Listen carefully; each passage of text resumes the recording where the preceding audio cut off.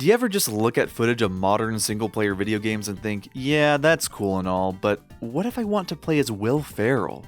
Well, if you do, same, up top, movie tie-in games used to be abundant in the games industry, and for good reason. Not only were they an additional way to make money on the movie, but they also acted as extra sources of promotion. Little Jimmy might play Shrek Smash and Crash Racing and think, wow, this is amazing! Now I want to go see the movie!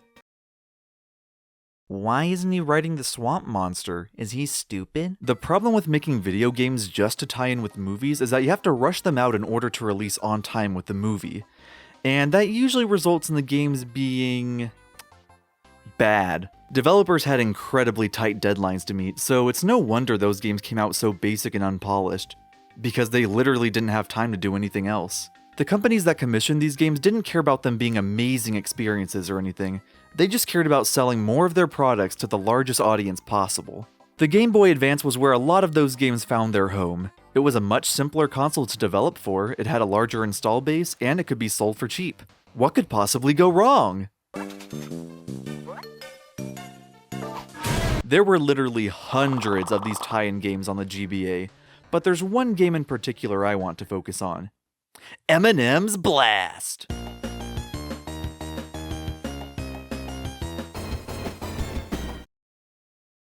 Well, there's always Elf the movie. Elf was a 2003 Christmas comedy movie about Buddy the Elf, played by the man, the myth, the Will Ferrell. Big Chungus.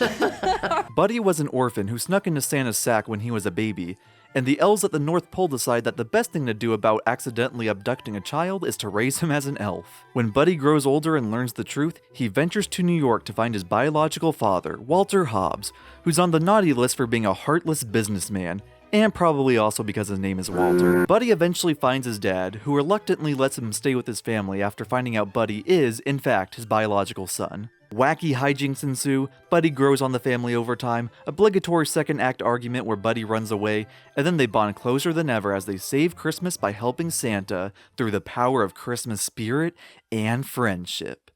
Oh yeah, and there's also a subplot where Buddy falls in love with a retail worker. Here's some highlights from that. You missed. Okay, that last clip is unrelated, I just really like that scene. I know that plot summary sounds like I'm stumbling and rushing through it, but as you're going to find out, that's somehow a better description of the movie than the actual game itself has. But anyways, the movie was a smash hit, making nearly 7 times its budget in the box office, being adapted into other media like plays and books, was given tons of merchandise, and is considered by many to be one of the best modern Christmas films of all time. There was just one small problem though. They forgot to release a crappy video game tie-in. And so, a year after the movie was released, we got Elf the movie for the Game Boy Advance, which was released as a tie-in to the DVD release of the original movie. And the public's response could be heard around the world.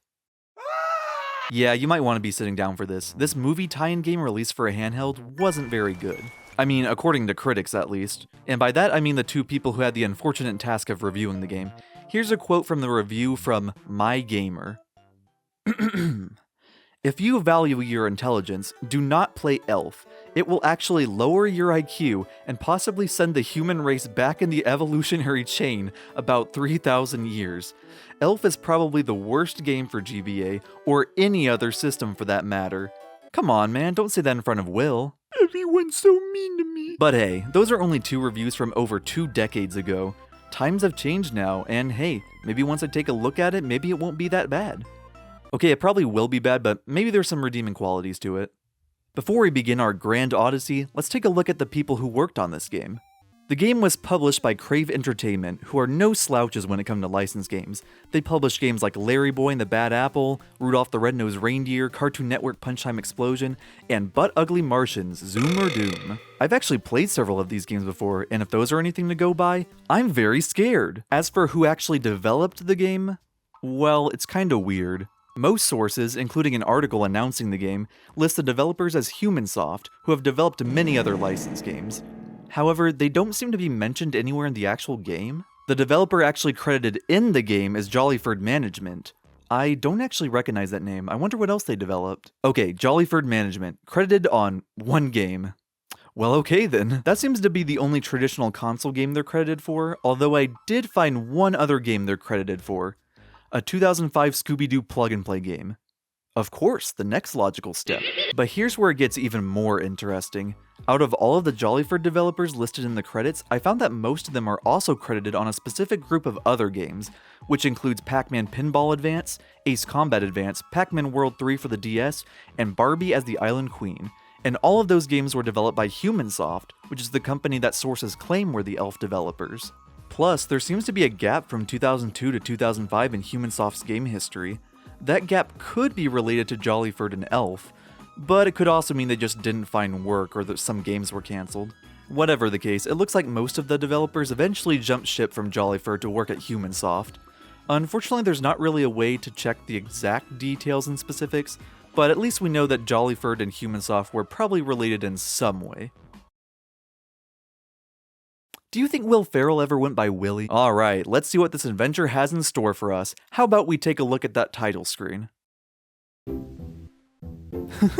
There he is, Will Ferrell in 240p glory. Okay, title screen aside, the actual main menu isn't that bad. There's snowflakes constantly falling, and look in the background, that's the sea of swirly twirly gumdrops that was mentioned in the movie. The sea of swirly twirly gumdrops. Well, we've got the standard options for music and volume adjustment, and we can view the credits to mourn the tortured souls who had to work on this game. But with those options down, let's start up the main game, which is called Story Mode. Watch your back, Last of Us, there's a new challenger to the throne. In terms of story mode options, the game actually uses a password system. Yeah, those were common back when video games didn't have a save feature, so it would give you a long password that you would have to enter to continue where you left off. Video games have had save systems since 1986. Save features required batteries to be placed inside the cartridges though, and that meant spending more money per cartridge. So sometimes publishers just decide not to use them to save costs.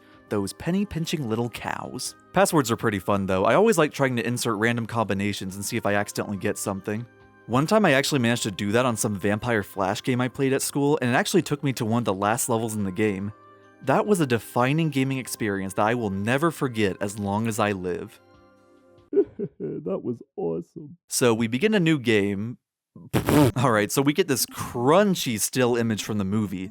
No text, no dialogue, no sounds, just a single image. It's pretty funny to look at on its own, but I see what they're going for. They're probably going to show a series of these images to convey the plot, like a picture book or something. Oh, okay, never mind, I guess that explains everything. Yup, this single frame is the only context you get for the story. Not even text that explains things. I mean, sure, if you've watched this movie before, you know what's happening here, but how is a newcomer supposed to interpret this? Look, Papa Elf, I laid an egg! Alright, level 1. Yep, that seems about right. This Will Ferrell sprite is interesting. The movements are weirdly fluid and natural, and the design almost makes it look like a 3D model. Probably because they had 3D animators on the team, so this is just a compressed 3D sprite. Yowza! As far as the controls go, have you ever played a 2D platformer before? Yeah, I really wish I could say more about it and put into words how it feels to be controlling Will Ferrell, but it just doesn't feel like anything, it just exists. In some ways, I think that's actually worse than a bad controlling game. At least with bad controls, it's something that stands out to you and you can laugh at it. Elf's controls aren't bad. The level design is also what you'd expect from a licensed 2D platformer, just a straight line with obstacles to jump over and collectibles floating everywhere. I guess the environment of the level is a little bit interesting, but oh! I didn't know Play-Doh could come to life. These polar bears are pretty much the most basic platformer enemy you could think of. They simply walk back and forth on the stage. If Buddy touches them in any way... I have no idea why they look like that though. For some reason they look like if you just touch them you would just hear. But that's the only interesting thing about this level. You just jump around platforms and ignore the polar bears, and then the level ends. What an incredible victory theme. Can we just have that play anytime we accomplish something in life? The next two levels are just more of the same, just with different obstacles. Level 2 is just an icy cave with icicles that'll fall from the ceiling. The icicles can hit you if you try to jump underneath them, so all you can do is just sit there, wait, and contemplate why you're playing Elf the movie instead of having meaningful social interactions. Hint, it's because those interactions aren't with Will Ferrell. Level 3 is another standard level, but hey look! The River of Swirly Gumdrops! That's the line from the movie! The level design is basic, but there is a unique goal of collecting all the letters of the word New York. Wanna know why? Yeah, me too. Well, hey, at least we're not spelling out something like Albuquerque, am I right? Ha ha ha ha ha. Or a slur. Well, these levels aren't great or anything, but they're weirdly a little bit enjoyable. Like, I can acknowledge that they're bad, and I don't love playing it, but I don't hate playing it either. It's like eating junk food, except the junk food didn't even taste that great. Like eating Raisinets that someone peed on. They're not even that great, and it's probably detrimental to your health. But maybe just one more bite. Well, let's move on to a brand new level packed with more passable, crusty 2D platforming goodness. This isn't the mediocre side-scrolling platformer I know and tolerate. What's happening? Once I got over that initial shock, I played the level to find that, this is a top-down platformer. You have to jump from platform to platform to progress through the level, and falling in water will immediately send you back to your last checkpoint. This seemed like it would be a nightmare at first, but thankfully the developers made a smart decision to have a shadow appear below you when you're jumping. It makes it a lot easier to gauge where you'll land. And despite how it looks, the controls honestly aren't terrible, and I was pretty quickly able to get a grasp on the platforming. So now let's talk about how the hit detection makes me square. As mentioned before, landing in the water will send you back to the start. So obviously if you just walk off the iceberg and into the water, you'll also be sent back. Makes sense, right?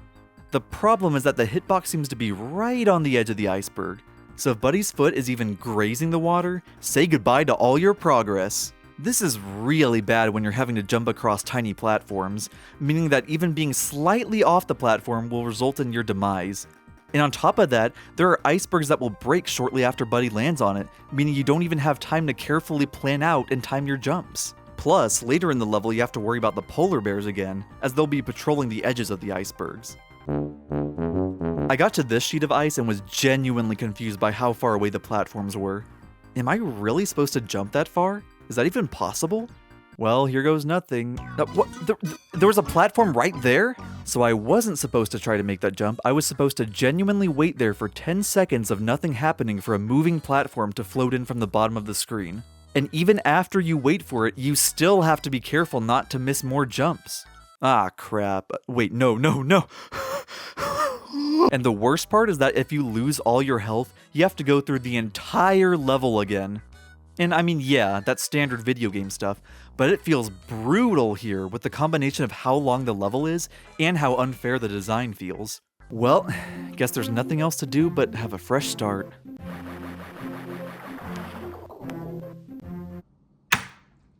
Oh, thank God it's over. As much as I appreciate the creative idea, the execution was just terrible. Please, just move on from this gameplay style. I'll take anything else.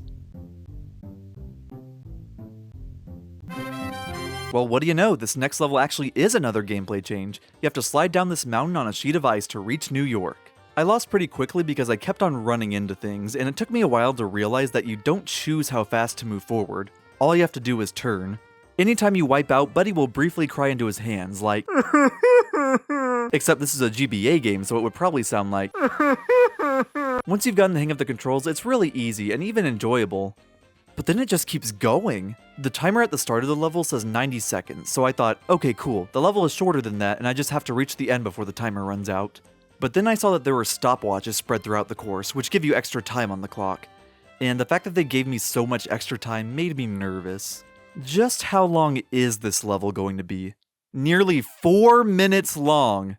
Okay, that doesn't sound bad at all now that I'm saying it out loud, but when I was actually playing the level, it felt like it was going on for an eternity. It just gets boring. You're just constantly and monotonously swerving through obstacles as you just wait for it to be over. Just like my morning drive to work. Once we reached the bottom of the hill, we finally reached our destination, Manhattan, New York. Would you look at that? Not only have we reached New York, but we're back to a traditional 2D level. It's good to be back. I was being forced to drink used toilet water, but now they're treating me to fresh toilet water. It's another basic level design. I assumed it took place in some sort of city park due to how close the buildings are, but according to the manual, it's supposed to be a forest. Don't really see much of a forest, but hey, whatever. The game manual would never lie. The actual level design is pretty simple compared to what we've had previously. The only major difference are the types of enemies. Raccoons and... mallards? Okay, raccoons I get, because one of the most memorable jokes from the movie is Buddy getting attacked by a raccoon. Nothing more iconic than rabid animals, but mallards don't even play an important role in the movie. In fact, I'd even argue that they don't appear anywhere in the movie, so why are they being forced into a game they don't belong in? Now I understand this DEI people are complaining about. It's the Mallards! Ah! Start the movement. The Mallards are unique compared to the other enemies in the game. And by that I mean they just fly in the air instead of being on the ground. But they still go back and forth, so it's not much of a challenge. See what I mean? They were only added for diversity. The raccoons are just identical to the polar bears, walking back and forth. Although they do start to get a bit faster near the end of the stage. Oh my god, that raccoon's going feral! Will Ferrell. Okay, level over, let's move on. Level 7, Buddy's about to die! Whoopee! This level shakes up the gameplay style yet again. In fact, it isn't even a platformer since you don't jump. Instead, you have to walk up and down the city streets collecting Christmas lights. Oh hey, there's cars driving by on the road. Wonder if anything happens when you get hit. This game rules. The main challenge here is just to avoid getting hit by a car when crossing the street. The pattern isn't difficult at all you have to do is just go as soon as the cars move past the screen. In fact, you don't even have to sprint to cross the street safely. I know that because I played the level for about 10 minutes before I realized I could sprint. You might think I'm stupid, but I prefer the term built different. This level seemed like it was going to be an easy win, but then the screen just abruptly turned to black and told me I lost.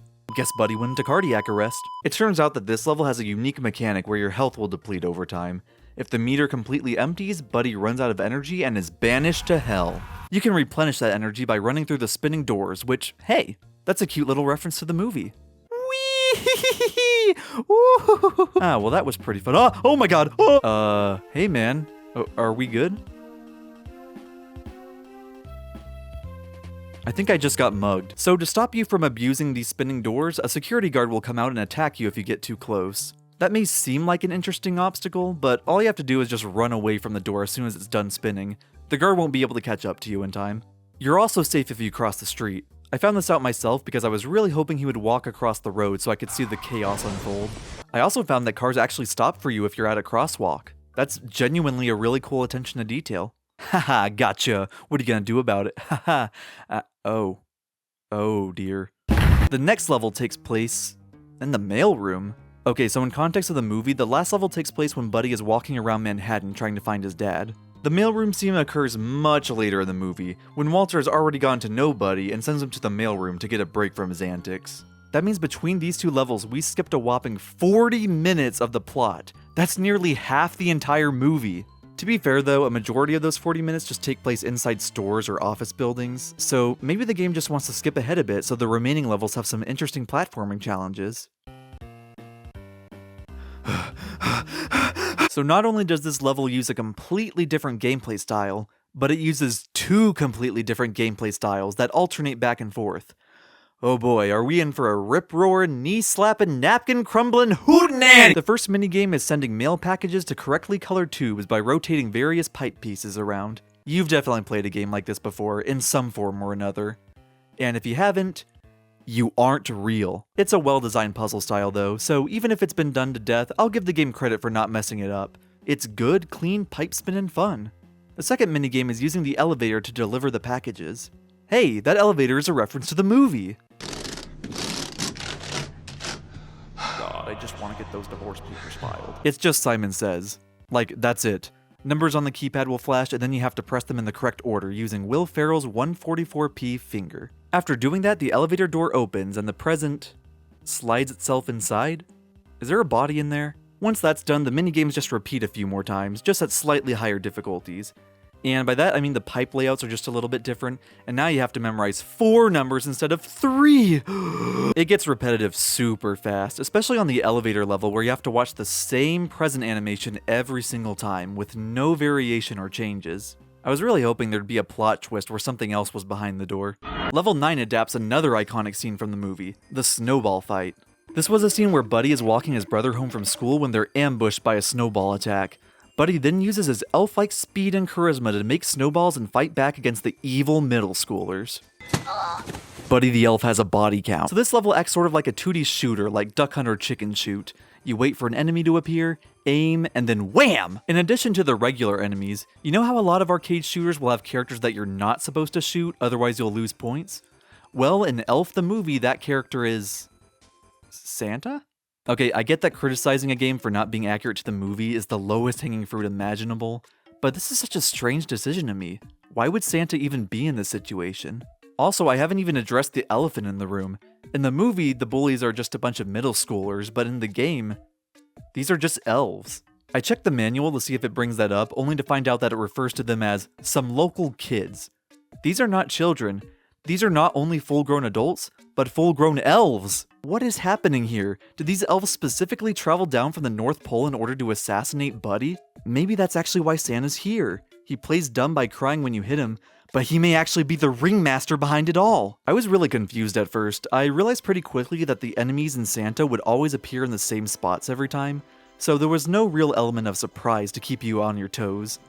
It was pretty much just waiting in the same spot for enemies to show up. The timing of the enemies seemed random though. There were times where nearly 10 seconds went by without a single enemy I could hit.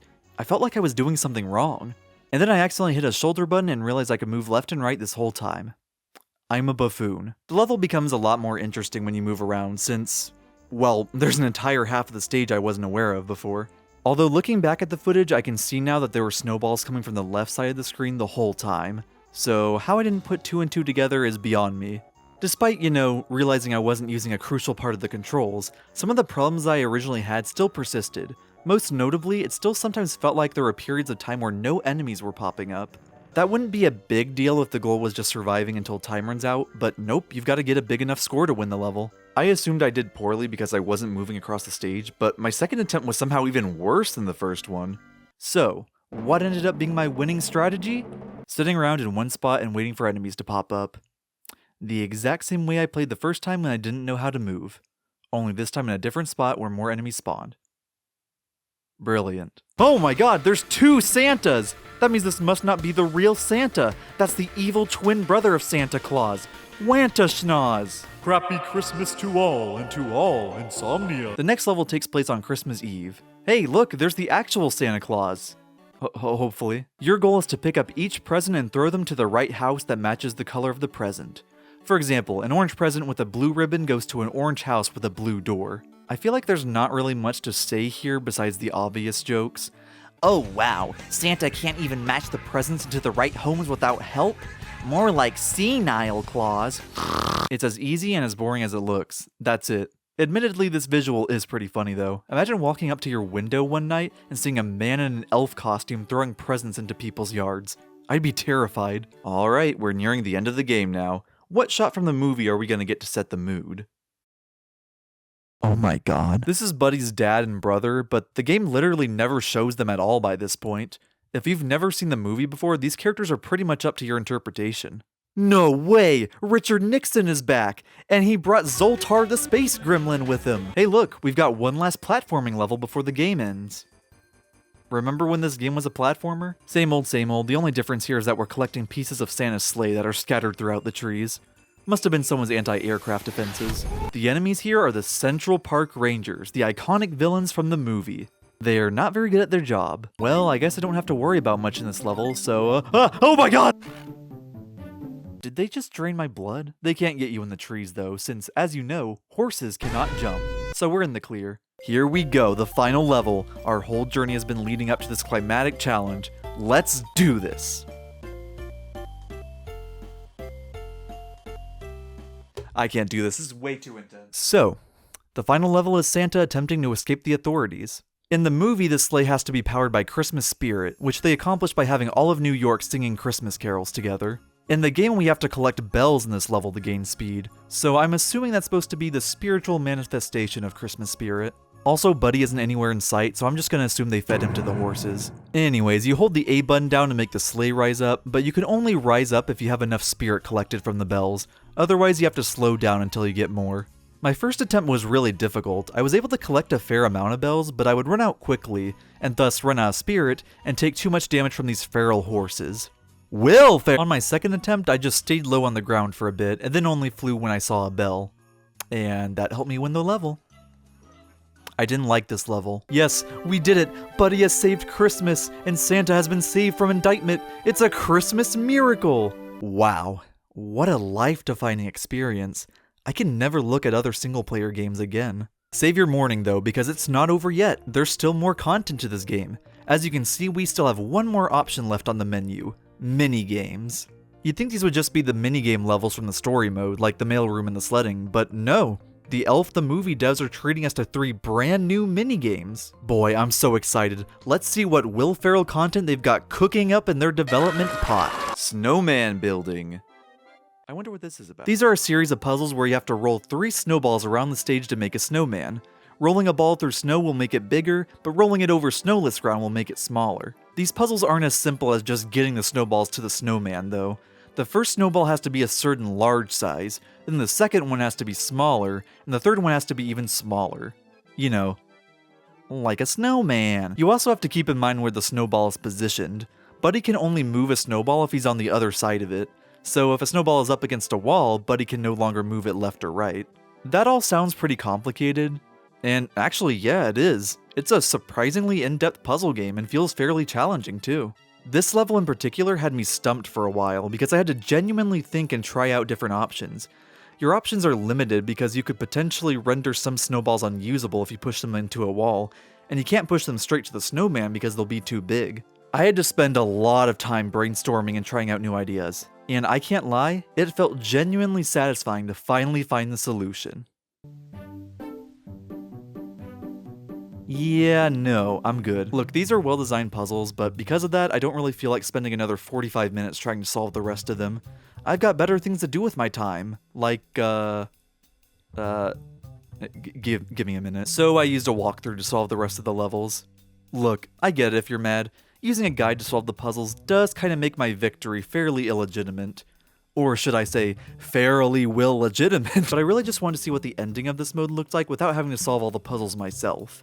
Now, you might be asking, well, Colin, why didn't you just watch the ending in the walkthrough? And to that I say, shut up. Okay, that's the last puzzle solved. Let's see what we're rewarded with. Why do I exist? The next minigame is Santa Says. This is just Simon Says. Why? We already had a Simon Says minigame earlier in the game, and at least that one had the anticipation of something scary being behind the elevator door. But no, this is the most basic version of Simon Says ever. It only goes for like 4 rounds before it abruptly ends. It feels so empty too. No animations, barely any sounds, and the same music loop over and over and over and over. This doesn't feel like Santa's workshop, this feels like Santa's crematorium. Come on, would it have killed them to at least put in some Santa voice lines for winning and losing? Oh, oh, oh. Very merry indeed. 3506 Washington Lane. Okay, one last minigame. Shoe cobbling! There's a joke at the very beginning of the movie about the types of jobs elves can have, and one of them being the shoe cobblers. Well, if you ever watched that scene and wish you were a shoe cobbler elf, you really need to raise your standards. This minigame involves moving this rotating magnetic cog to pick up the shoes from the conveyors and match them into boxes. Wow, it's like I'm a real shoe cobbler! I have nothing else to say here. It's slow, easy, and apparently goes on for multiple rounds, but by that point the game had already killed my interest in a shoe cobbling career. Too bad we can't play as the Cobbler elves from the movie.